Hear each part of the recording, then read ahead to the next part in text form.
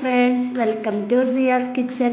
ഇന്ന് ഞാനിവിടെ ഉണ്ടാക്കാൻ പോകുന്നത് ഒരു പക്കവടയാണ്. ഇത് നമുക്ക് ചായക്കടയിൽ നിന്നൊക്കെ കിട്ടുന്ന അതേ രുചിയിലുള്ള പക്കവടയാണ്.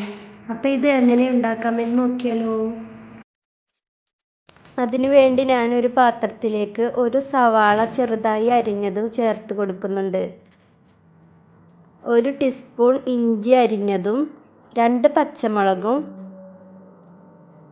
1 കപ്പ് കടലമാവും, 1/4 കപ്പ് മൈദപ്പൊടിയും,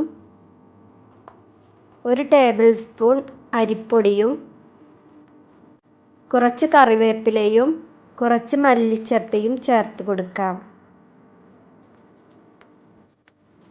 എന്നിട്ട് നന്നായി മിക്സ് ചെയ്ത് കൊടുക്കാം.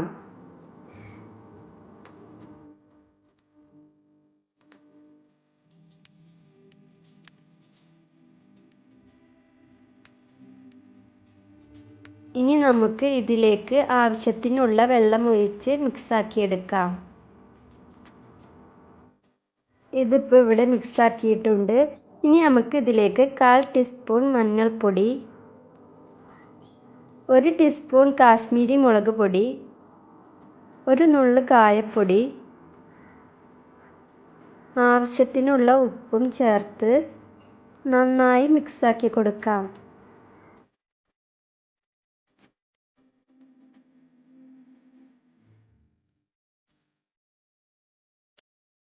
ഇനി നമുക്ക് ഇതിലേക്ക് 1 ടീസ്പൂൺ തൈരാണ് ചേർത്ത് കൊടുക്കേണ്ടത്. എന്നിട്ട് നന്നായി മിക്സാക്കി കൊടുക്കാം.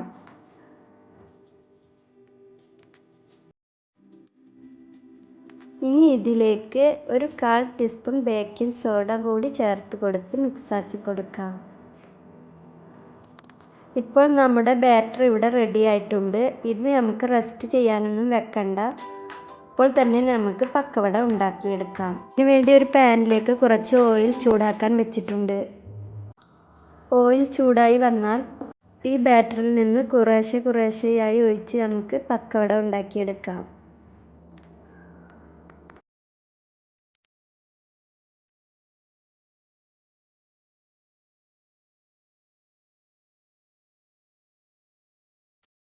രണ്ട് സൈഡും തിരിച്ചും മറിച്ചും ഇട്ട് നമുക്ക് പക്കവട പൊരിച്ചെടുക്കാം.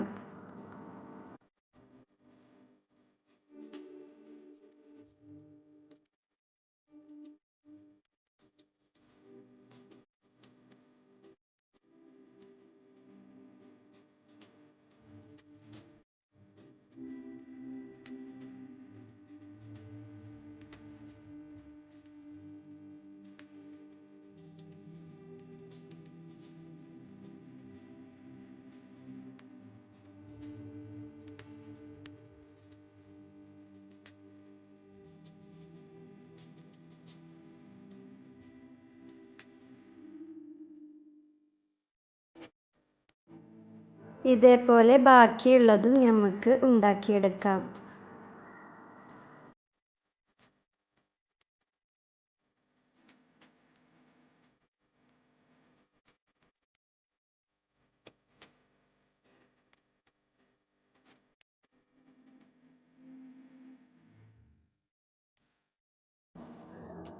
നമ്മുടെ പക്കവട നല്ല സോഫ്റ്റും ക്രിസ്പിയുമാണ്. അരിപ്പൊടി ചേർത്ത കാരണം പുറം ഭാഗം നല്ല ക്രിസ്പിയും ഉൾഭാഗം നല്ല സോഫ്റ്റുമാണ്. അപ്പോൾ എൻ്റെ ഈ റെസിപ്പി ഇഷ്ടപ്പെട്ടെങ്കിൽ ലൈക്ക് ആൻഡ് ഷെയർ. സബ്സ്ക്രൈബ് ചെയ്യാതെ കാണുന്നവരുണ്ടെങ്കിൽ സബ്സ്ക്രൈബ് കൂടി ചെയ്തേക്കണേ. സബ്സ്ക്രൈബ് ചെയ്യുമ്പോൾ ബെല്ലൈക്കൺ ഇനേബിൾ ആക്കാൻ മറക്കല്ലേ. എന്നാലാണ് ഞാൻ ഇടുന്ന വീഡിയോയ്ക്ക് നോട്ടിഫിക്കേഷൻ വരികയുള്ളൂ.